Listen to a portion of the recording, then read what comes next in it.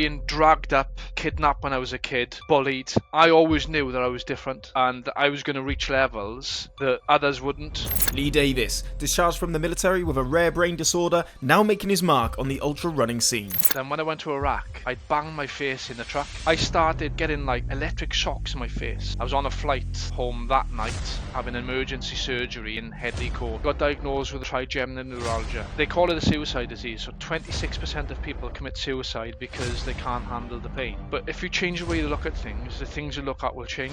I'm meant for a bigger purpose, right? And when I started ultra running, I knew that I was going to be at the top.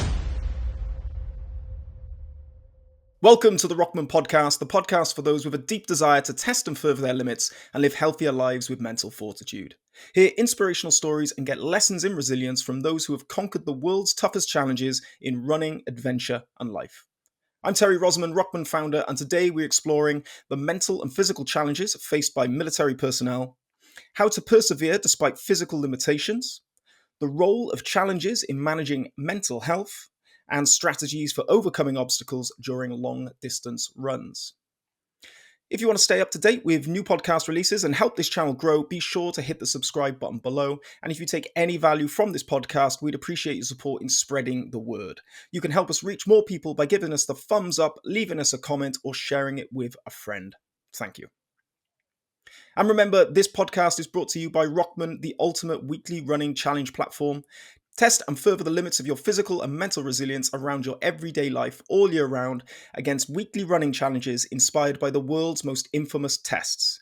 There's no fixed schedules, no equipment required, no far-off travel, no extortionate entry fees, and no excuses. All you need is a pair of running shoes and to remember where you live.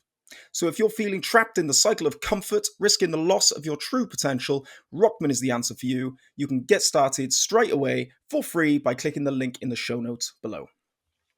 Now, after 20 years in the British Army, enduring tours in Iraq and Afghanistan, our guest faced a new battle, a rare brain condition. But instead of surrendering, he turned to ultra-marathon running, finding solace and purpose in the relentless pursuit of physical challenges. From battling depression to setting records and winning races, his journey is one of triumph over adversity. Now he's set his sights on even greater challenges, including marathons in every UK city and the Ultra Trail de Mont Blanc Top 10. Join us as we unravel the extraordinary journey of this remarkable individual whose unwavering spirit serves an inspiration to us all. Welcome, Lee Davies. Thanks, mate. Thanks, Terry. Thanks for having me on. No worries. How was that intro? Was that good enough? Yeah, you killed that, mate. I put a lot of time and effort into that. Yeah, you absolutely killed that. That would have taken me about 400 takes. Yeah, well, it did. It took me a fair few takes, but the listeners won't know that because it'll be edited together seamlessly. Yeah. Seamlessly. Now, Lee, I gave you a bit of introduction there, but maybe I gave it disservice. Could you start off with giving us just a really short background of who you are and sort of what you do right now?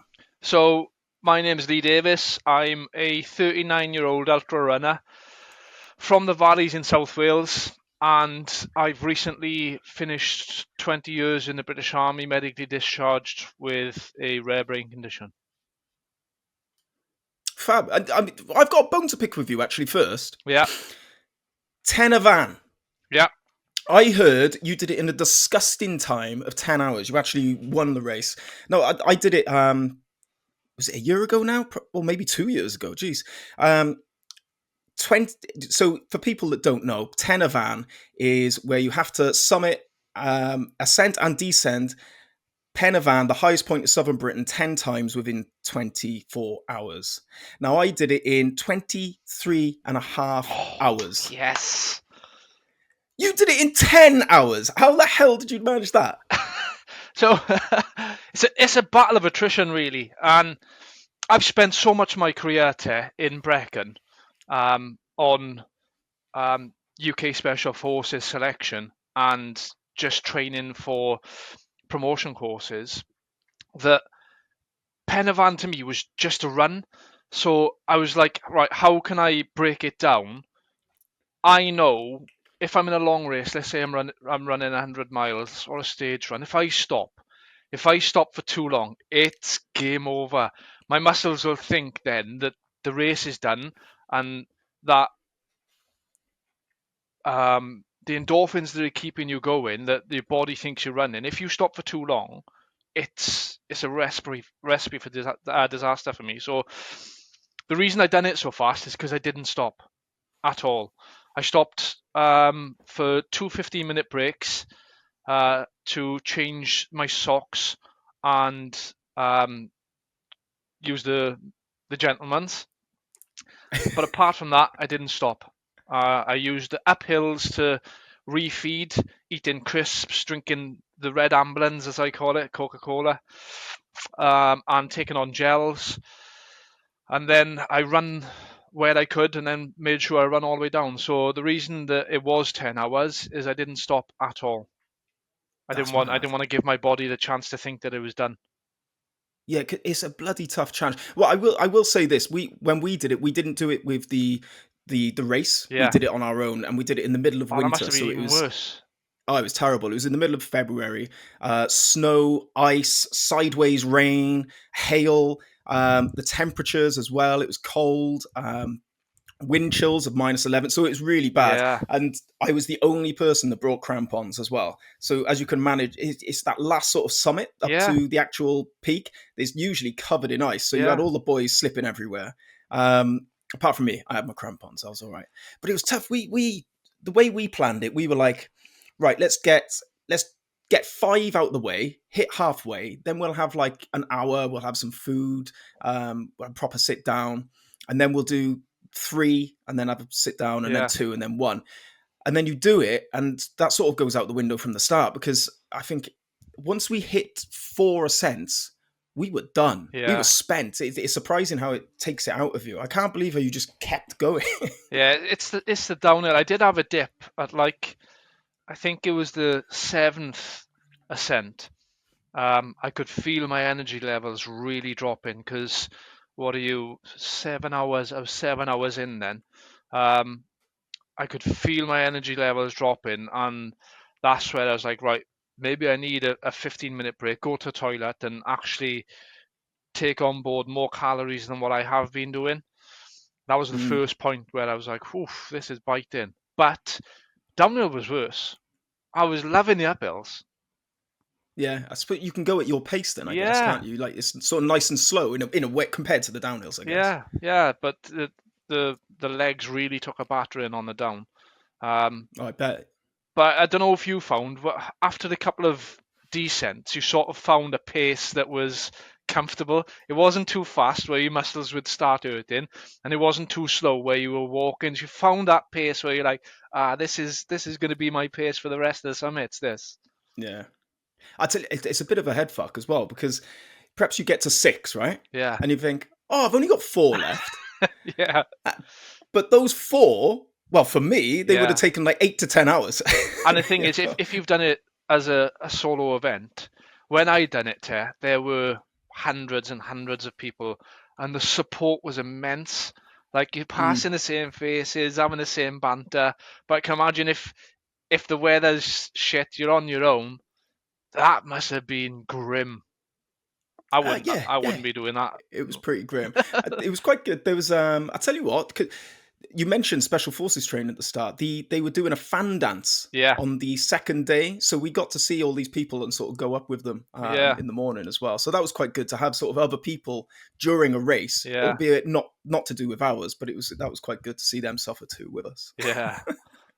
Um, Talk to me about the rest of your challenge CV as well. So you picked up sort of running and stuff later in life, but since then you've not only sort of partaken in all these ultra events and challenges, you've been bringing back the silverware. You've been winning them. So what scalps have you managed to take That on that this never in this really journey? was the start though, Like, I was thrown into it. I was always army fit anyway. So when I joined, um, my fitness in basic training was shocking. Um, there was nothing of me, to be fair, but it was always something that I was conscious of. Like, I run like a 9:27 mile and a half, so which is like the entrance test for basic, and I run it twice. At the start of training, I run a 9:27, and then when I finished, I'd run a 9 minute 27 again. So when I got to battalion, I made a conscious effort of focusing on fitness. and it started to get noticed. And within a year, I was scouted for my PTI course. My time had dropped from 9 minutes 28 to 7 minutes something. Jesus, And that's a then, big difference. yeah, massive, huge. So you're talking like 4 minutes 35, maybe 4 minutes 40 for a mile. Then, because of my fitness, and I sort of got asked to go to the Comrades Marathon. So I wondered if I've got the medal. So the Comrades, right, I can hear is, all that clacking, yeah, clankling of the metal. There's lots of medals there. the Comrades is a 56 ultra marathon. It's the biggest ultra marathon in the world. It's called the Ultimate Human Race, and it's over the Drakensberg Mountains in South Africa from St. Pietersmaritzburg to Durban, and they do alternate years. So they do up and a down. I'll tell you now, and your fans watching, just because it says down doesn't mean it's easier than the up. Um, Mm. and that was my first experience of ultra running. I had to do a marathon to qualify. I'd never done a marathon before, and when I say I led out like Kipchoge, I led out like Kipchoge. I was army fit, but technically that meant I was good up to 10 miles. So I led Mm. out at like a 2:40 marathon pace, and I ended up walking the last 5 miles and just scraping the 4 hour um, qualifying time for the race. So when we talk about ultramarathons, I was never competitive. Um, I was always, and then I done a couple of other ones where I was like middle of the pack. It was only 2019 that I started getting fed up of putting the same training block together and just falling short of the front of the pack.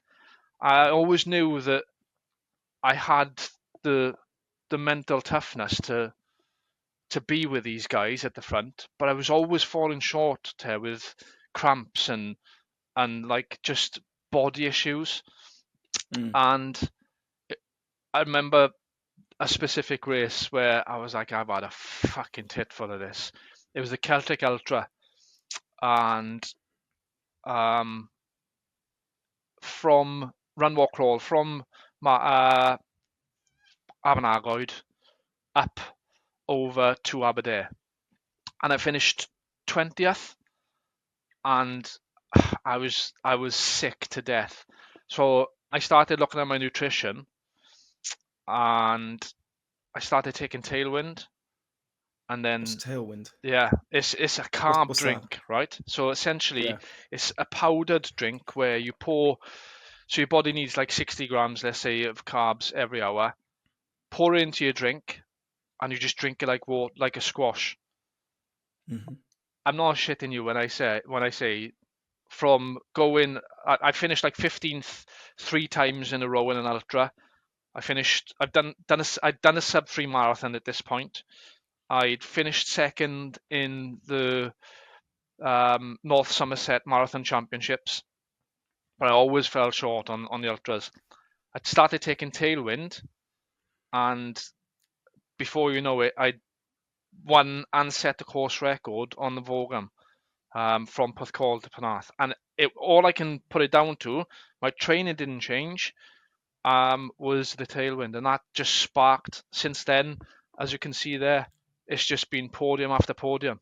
Um, Where, where did you get the idea for this tailwind? Was it recommendation? Was it it some was research? it was not so.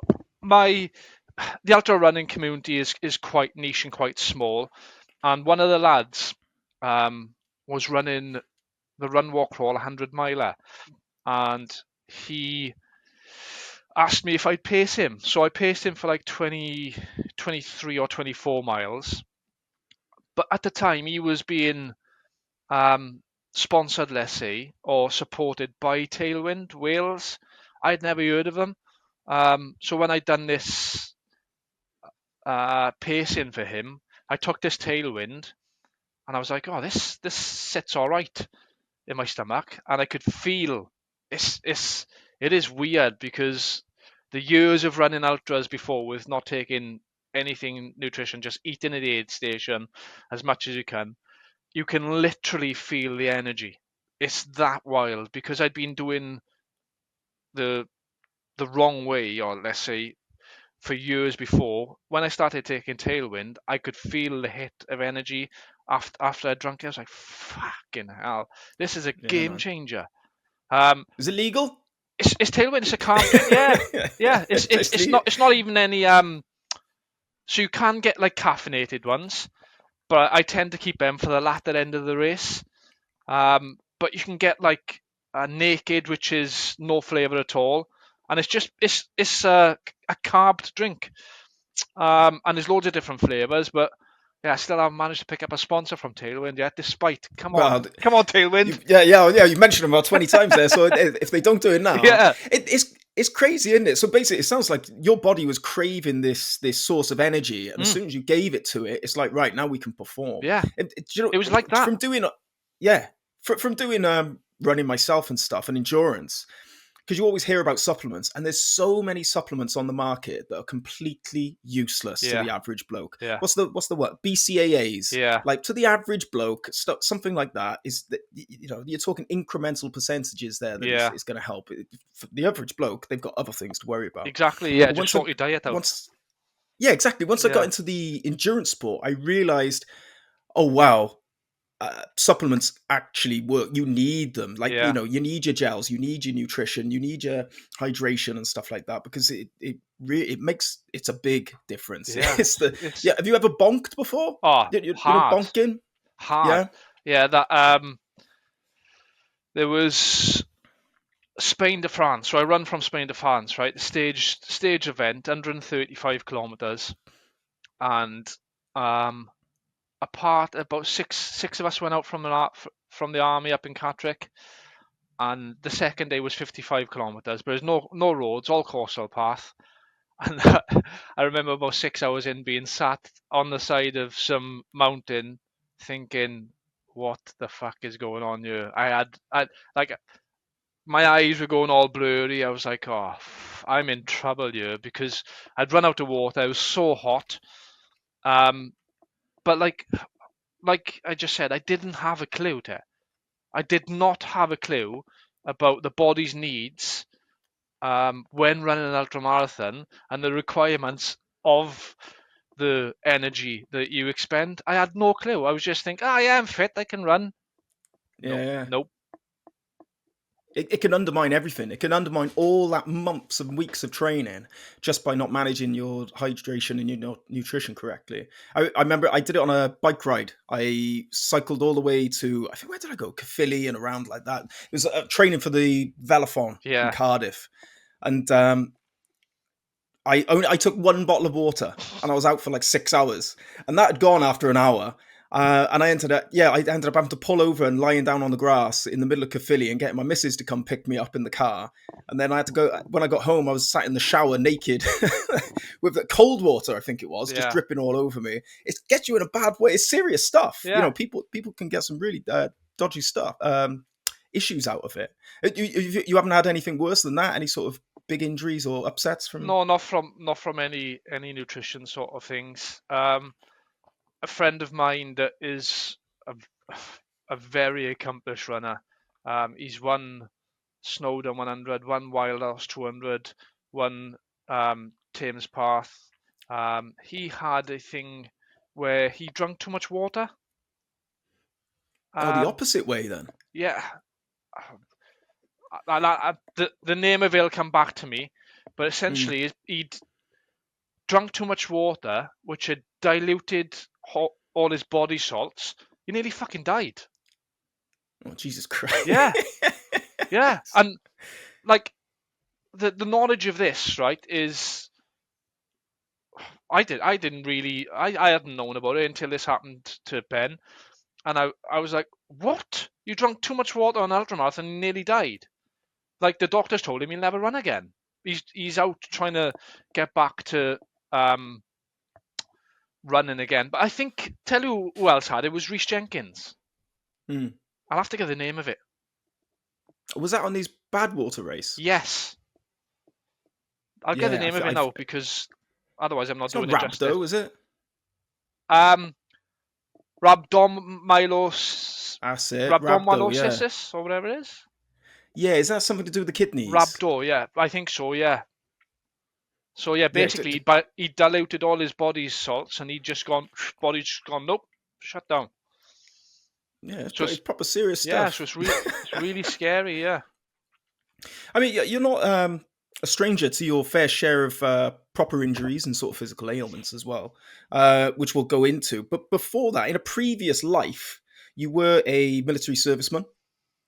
How many years were you in that, and sort of how did it prepare you, may set you up for your later life of this ultra running athlete? So I joined when I was 16 initially. Um, Mm. I was sold a lie. Oh, really? When I left school, I wanted to be an engineer in the RAF, and when I joined, I was pushed into the Royal Electrical Mechanical Engineers. And whilst it sounds fancy, it was terrible. So I joined when Right. I was 16, got out when I was 17, and then I rejoined just after the Iraq War kicked off at 19. And then my first deployment was straight out to Iraq, um, Telex 6. So two subsequent tours of Iraq, Afghanistan, and then Opkabit, which is on the Russian border in 2017, basically as a show of force, so that Putin didn't make any moves. And I've had 3 facial reconstruction operations. So before I joined the army, I had like a disalignment in my face, and I had an operation, everything all fine, all singing and dancing. Then when I went to Iraq, I banged my face in the truck, and I hadn't said anything about it. I just kept it quiet. But my sergeant major was like, I was Lee Reese back then, so he's like, you known as his surname. He's like, Reese, what's wrong with your face? I was like, I don't know, sir. He said, what's wrong with your face? I said, oh, I banged it in a warrior a couple of weeks ago. He's like, you need to go to a med centre. So I went to the med centre in Iraq. I was on a flight home that night, having emergency surgery in Headley Court, which is like where all injured soldiers go. So that was my second operation. And then in 2014, I had an operation whereby they cut the jawline, but cut the nerve. So this side of my face is permanently dead. So when you go to a dentist and have your tuss out, and you have the injection, that's why my face is like permanent. So sometimes you'll hear me overpronunciate my P's and my F's. So I had to have speech therapy to speak again. About, what are we on now? 2024. In 2021, I started getting like electric shocks in my face, like from the point of where my face is numb. And I was thinking, oh, maybe it's the nerve trying to repair itself, because the doctor said after 2 years it's completely dead. But it was just constant. So I kept with it, and the attacks kept getting worse. So I went to the doctor, as I said, look, I can't concentrate. I was a sergeant at the time. I had a load of responsibility and like live firing, um, people's promotion courses and things like that. I was like, if I can't concentrate, then I'm gonna fuck up. So I need to find out what's wrong. And it just kept getting worse, and it was bringing me to my knees. I was having like 30, 40 attacks a day, like an electric bolt, exactly like an electric shock from my face up through my eye into my brain, and I could feel the exact path that it was taking. Um, so I went to the doctors and I said, the army doctors, and I said, look, I can't cope. I said, I need to see somebody because I'm not sure what's going on here. Well, I got sent home in 2021, and then ensued a long battle with diagnosis, medication, to trying to identify what the problem was with my brain. So I got sent to London on a couple of occasions to have MRIs and CAT scans and the like. But all the while, I was on 1600 milligrams of carbamazepine. So I was zombified. Like literally, I could not do anything. I couldn't speak properly. I just about buttered a bit of toast. It was dark times because I'd lost my career. I knew that I was going to get medically discharged. I wasn't running, and I didn't know what was wrong with me. Eventually, I got diagnosed with a condition called trigeminal neuralgia, and they call it a suicide disease. So 26% of people kill themselves or commit suicide because they can't handle the pain. That and a mix of the medication, I suppose. And I ended up going through therapy because of the medication and my condition. I just couldn't see a way out there. Like I was so stuck in a rut where this is my life now. Everything's gone. I'm not running anymore. My career's gone. I had to go through therapy, so I went through counselling online. And whilst it was wishy-washy at the start and doing all the grounding and stuff like that, stuff that felt really uncomfortable to me, the biggest thing to come from therapy was it's my choice. So yes, I'm in this situation, but if you change the way you look at things, the things you look at will change. So yeah, I was in a shit situation. Yeah, I was on medication. Yeah, I was having these attacks, but I've got the choice to get up and actually attack the day. So after therapy, I stopped the medication completely. Completely stopped it. I don't even care that the army advised that I had to take it.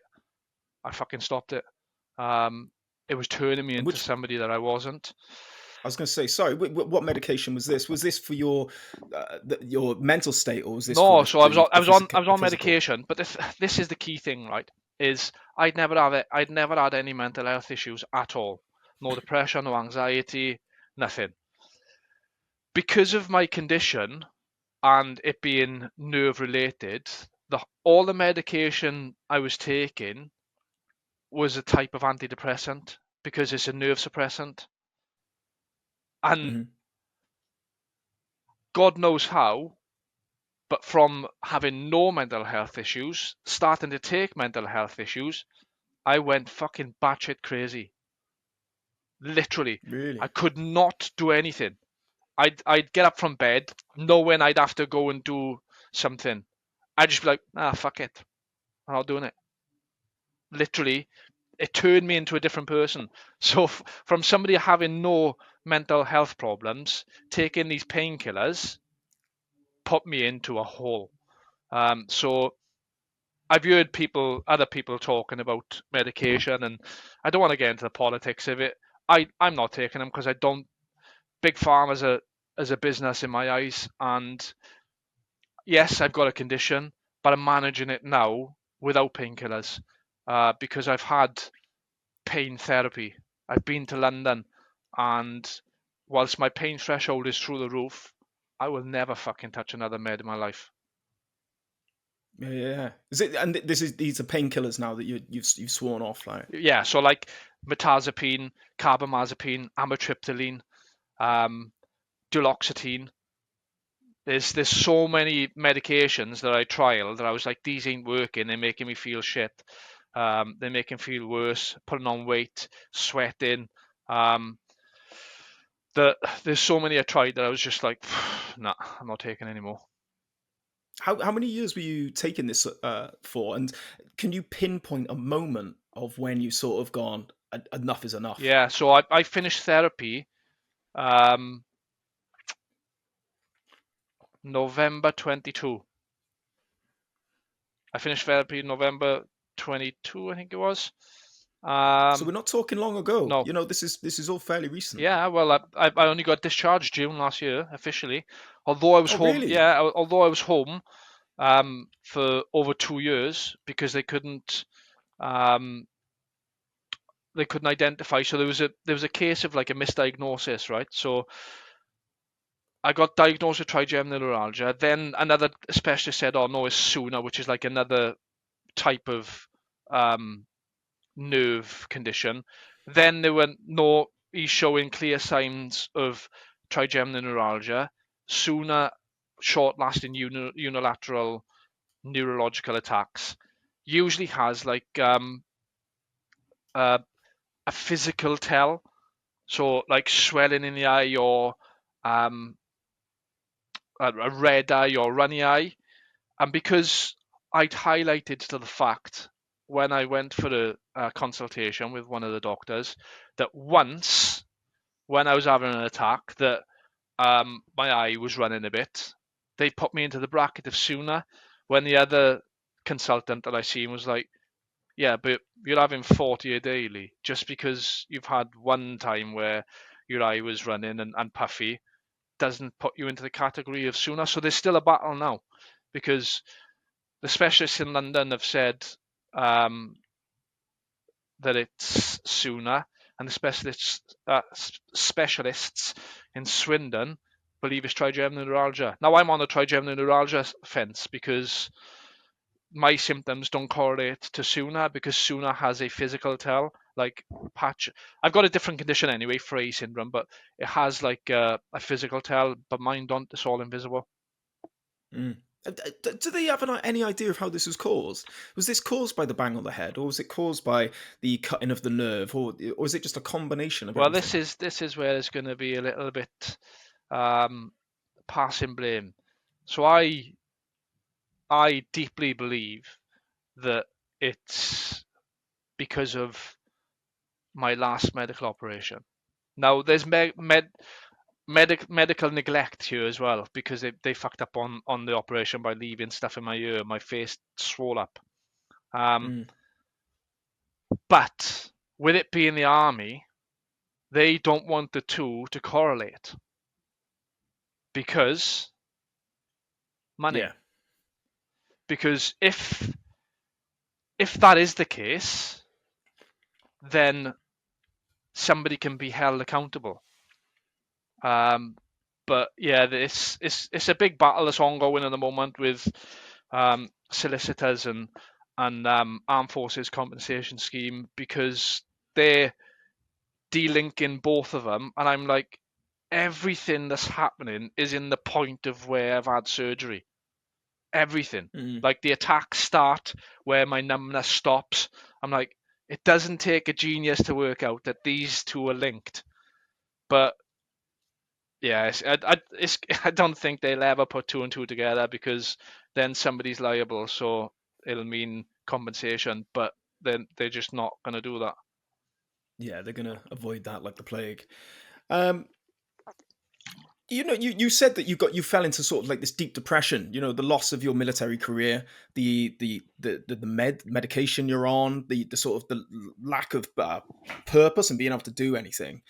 But then you said that you found the strength to go, I'm not going to sit here and just like wallow in my own pity. I'm going to do something about it. Where did you find the courage from that? Is that something that happened over time, or was it the fact that you'd suffered enough and you wanted to do something about, actively do something about So it? it's sort of compressed there, right? It's like you don't know, you don't realize how tough you are, right, until you have to be tough. Now, the last thing I wanted to do when I was feeling like shit was tell someone. And you see it preached all the time, right? It's okay not to be okay. Talk, blah blah blah.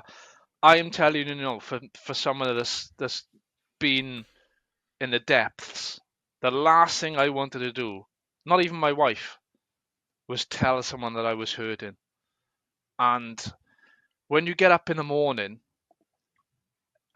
the only way I can explain it is like being hit, right? Let's say you got a nail and you get up in the morning, you hit it, and then the next day you hit it some more.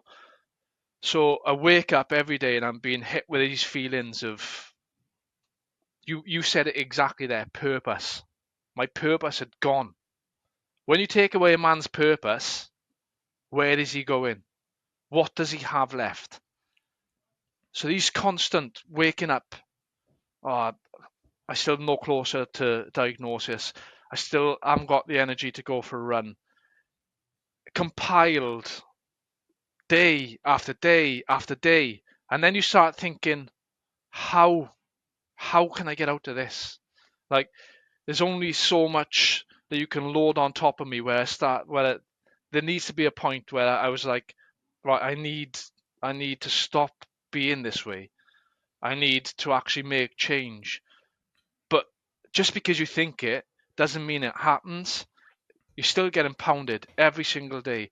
But every day, this want or need to get better is getting stronger. So you're still getting pounded, but it's getting stronger and stronger. And eventually, I got to a point where I was like, nah, fuck this.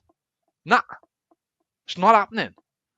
And I can't exactly pinpoint where it was, but I just remember the fact that for months I'd just been isolating and just letting it compound on top, and then eventually the feelings of no, maybe I can get better, maybe I can do something, and then what happened was in my head, I'm gonna show myself that I'm not fucking weak anymore. That I am still capable, that I am still competent, and I can still do hard things.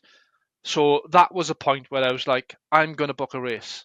In 6 months' time, I'm going to book a race. So I finished the therapy and stuff, and I was like, I'm going to book a race. And when I was training for it, in my head,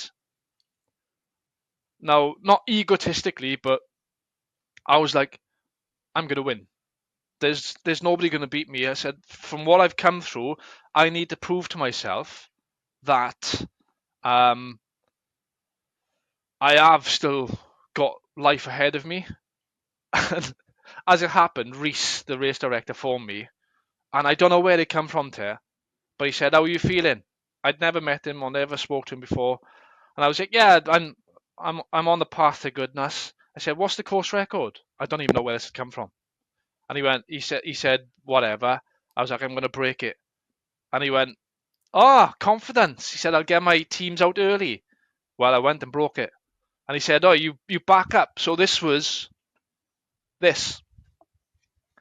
So this, I've done a video, I've got a YouTube channel purposely to show that the benefits of people running and getting into outdoor activity far outweigh medication. And me living with a rare brain condition, having attacks 30 to 40 times a day, we all put masks on, yeah? It's a given in life, no matter what situation you're in, we put masks on. But it's about how you are when you put those masks on and making sure you put the right masks on. Because you could be putting a mask on and it be the completely wrong one. If you're going to put a mask on, put a fucking champion mask on. Because if you don't, you're selling yourself short. So for me, it's all about mindset. Like, it's, and affirmation and all that kind of stuff. Okay, The Secret and all that. It is fucking true. It works. Like, if you change the way you look at things, then you can pull yourself out of any hole. Yes, it might take a while. Yes, you might not want to, but there's only so much shit a man can take before he decides to change. I've always said that. I've always said suffering is the catalyst, I believe, to change. I think that's why you get a lot of people that have sort of faced these life traumas that end up going into ultra endurance events. Yeah, I think because they've faced so much crap, they've come to the point where they say no more. yeah, Personally, it happened to me. I found myself stuck in a sort of a bit of a rut of drinking, eating crap, recreational drugs, yeah, living the sort of nihilistic lifestyle, and it creeps up on you. And it got to the point where, I was obese, unfit, yeah, greasy. Where I think and I've always said this. I always knew what to do. I always knew I didn't like where I was, and I always knew what I had to do. But it's sort of like you always choose the easy path because that's easy. yeah, The hard path is actually doing something, but it does come to a point where you've put up with it for enough now. Enough is enough, yeah, and it likes to spark up yeah, your ass. It puts the fire in your belly to go out and attack things. That's not to, but the what people need to take from this is that if you can nip that in the bud before you get to that point, yeah, the better. yeah. The sooner you can take The action, sooner you the better. identify the fact that you need to make a change, And like you said, it's the easy path will always be there. Like just like just get in bed and hit the snooze on your alarm. It will always be there. But the quicker they identify the fact that I need to make changes here, and often it's your social friendship group, because like you just said, if you're going out and you're on the piss and you're taking recreational drugs, it's encouraged because of the people you surround yourself with. Mm-hmm. It's like, so then how do you break away from the norm? Like, I don't drink. I haven't drunk for years. I am seen as the weird one that's stepped away from it all within my friendship group. But it's having the courage, like, dare to be different. Like, you don't have to Yeah. conform to what society thinks that you should be, or where you should be achieving, or what job you should have, or how much money you make, or whatever. Like, dare to be different. Fuck what anybody else does. Just choose your own path. That's my saying. I've got a saying. Yeah. It's fuck 'em. Yeah. It's fuck 'em. Yes. Because the amount of people I see that take on what other people say, it's like it's the limitation. Yeah. Limitations are put on them by other people's Yeah. opinions, and it's sad to see. Like, because sometimes they'll never go and chase a dream that they've always wanted. They'll never like start a business idea or start a hobby or a class or a fitness class or something like that. Yeah. They won't do it because they're scared of. It's like this fear of judgment Yeah. that's holding them back from their friends. I tell you what's funny, when I started to sort of turn my life around, and I truly believe it saved my life, because doing challenges Yeah. is what sort of gave me the purpose and the motivation to do it. But when I started to do it, it's by you taking action, it sort of holds up a mirror to the people that aren't, and they don't like that. Yeah. They don't like other people doing well, and that's why you've got to stick to that fuck them attitude, Yeah. because they're going to bring you down. They're going to try and bring you down and stuff like that. Um, where did the ultra marathons come in then for you? Why an ultra marathon? Why a race? What made you identify that's sort of what was lacking in your life? It's. I'd always been into fitness, and how do I put this without becoming across as right? So essentially, innately, I've always thought that I'm meant for a bigger purpose, right? Now, this is going to sound far-fetched, but I've always thought that from the being dragged up, kidnapped when I was a kid, bullied, um, I always knew that I was different. There was something different in my head, and I was going to reach levels that others wouldn't. Um, and when I started ultra running, I knew that I was going to be at the top. Um, and it didn't matter when. Like, I'm nearly 40 now. Injury and illness has been a factor. But mark my words when I tell you, I will be running the UTMB. So ultra running for me is about a lot of, as you just spoke about there, right, with people that don't start because of others' opinions on them. A lot of people get comfortable in life. Now, I'm I'm more than happy if you're content in life, and you're happy, then all good for you. However, I hate the word comfortable. I think we only get one life, right? So if you can't constantly push your limits of what you think you can achieve, then I think you're doing yourself a disservice. So ultra running for me is about finding those boundaries, smashing through them, grabbing all the good feelings from them to move to the next one to see if I can push the boundaries even further. And half the time, right, a lot of people will put blocks on stuff and not do stuff because they're scared. Half the time, when you do stuff, you think, why the fuck was I scared about doing that? Because, Half the time, most the time, yeah, yeah, most the fair one, time. yeah. Yeah, Yeah, yeah. but like, why the fuck did I put so much connotation about that being so hard when I've just smashed it? It's like, right, okay, if I've done that, what can I do next? Like, so for me, ultra running has always been like when I started, I wasn't very good, like I said earlier, but innately then that sparked the fire. It's like, oh fuck, I'm no good at this. but I fucking love it. I love pushing myself. I love the everything about race day, the community, and like the build up, the training. And I was like, I want to make this my life. Like this is something that needs to be my life, because if I love it this much, how can I then put that out onto other people? So for me, I'm although I'm 39, ultra marathon running is only just the start, really.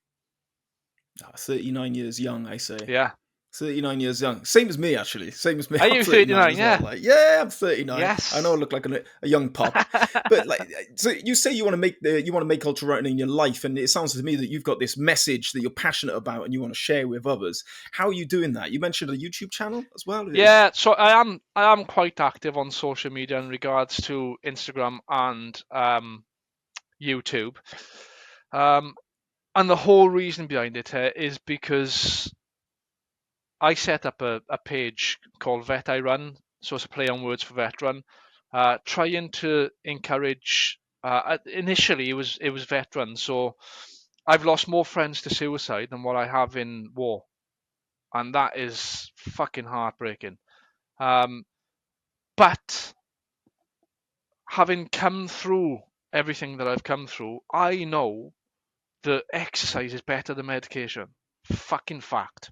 Exercise is better than medication. So if I know that, and it does that for me, I want to try and shout from the rooftops, look, listen, I know you're feeling shit, but go for a walk.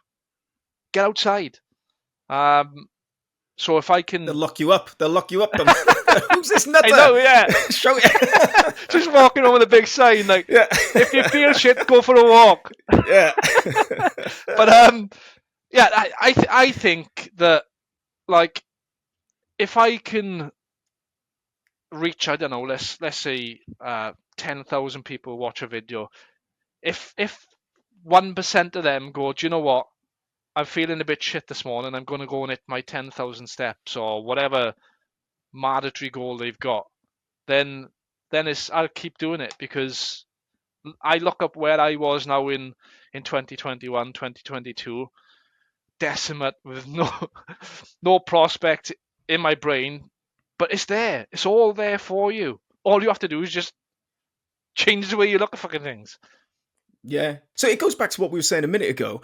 That, people are too quick to take medication these days rather than go and do exercise. It's because that's the easy thing to do. That's so easy to pop a pill, rather than actually put your trainers on and get out for a run. And I think sometimes the size of the task in people's heads can it's intimidating. It can sort of demotivate them to actually go out and do it. But also on the other end, I would imagine with veterans is that they're very proud people. They were at the pinnacle of fitness, and now they've got to go for a walk, and maybe they feel that's almost like beneath them, and they can't do it.